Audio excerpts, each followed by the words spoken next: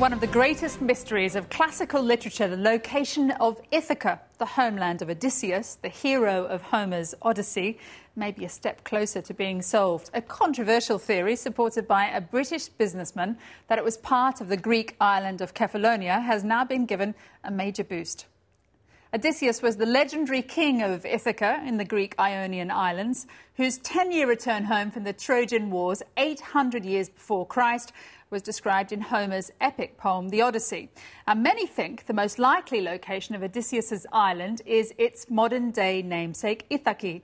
Now, a British team is trying to prove it is, in fact, Paliki. That's the western peninsula of Kefallonia.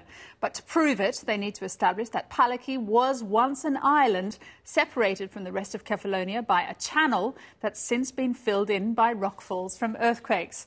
Our science correspondent Julian Rush has had exclusive access to the project.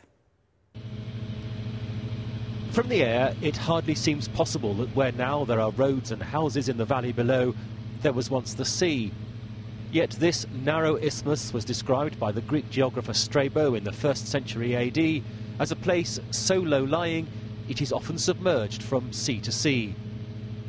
The theory of British businessman Robert Bittleston is remarkably simple. Read the Odyssey literally, he says. An Odysseus homeland has to be the westernmost of a group of islands, which means it can't be the current island of Ithaki, because that's to the east. It's also mountainous, while Homer describes Ithaca as low-lying, which is what the Paliki Peninsula is. The man bringing hard science to bear on classical speculation is Professor John Underhill.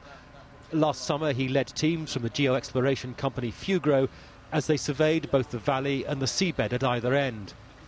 Advanced marine, seismic and sonar equipment deployed to look beneath the seabed for signs of a buried valley, the continuation of the one they believe has been filled in on land by rockfalls. We are in the most seismically active location in Western Europe. We're right at the edge of the Eurasian and African plate collision. There is a major fault zone, the Kefallonia Transform Fault, that runs along the western coast of this area. We know that this area is moving horizontally further and faster than any other part of Europe.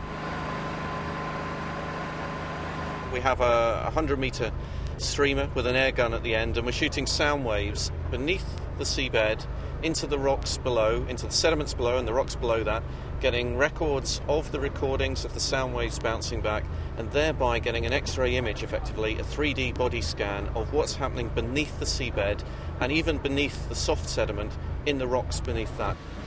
And analysis has now confirmed they were right. The seismic data clearly showing an underwater valley that lines up perfectly with the valley on land. And then A2, and then what will you be doing tomorrow?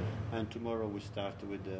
I'm very optimistic that with this kind of technology applied, I've seen what the type of results are coming out already in the last few days, and it's quite extraordinary how modern, oil and mineral-based geological science can really cut straight through the planet.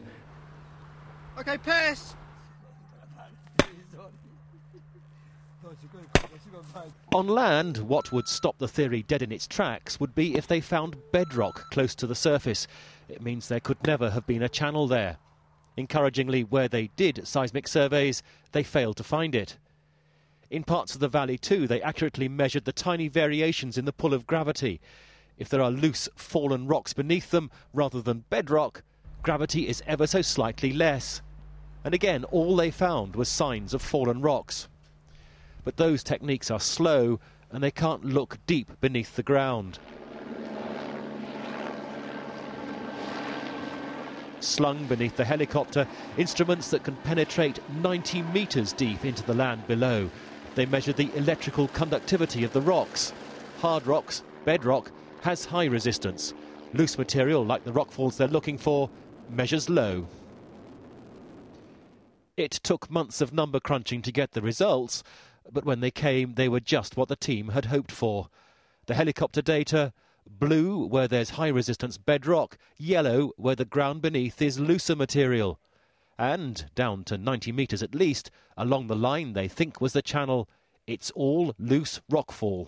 Well, the odds are shortening towards there having been a valley now buried beneath this particular area of Kefallonia. However, we still have to do the further testing of the boreholes and the analysis of that to actually confirm or not whether a channel, now long since buried, existed in this area. Those boreholes necessary because the highest point of the valley is 180 metres above sea level, and they have to show there's loose rockfall all the way down before they can say that Strabo was right. Oh, and Homer too, with all that that means for classical archaeology. Julian Rush, Channel 4 News, Kefallonia.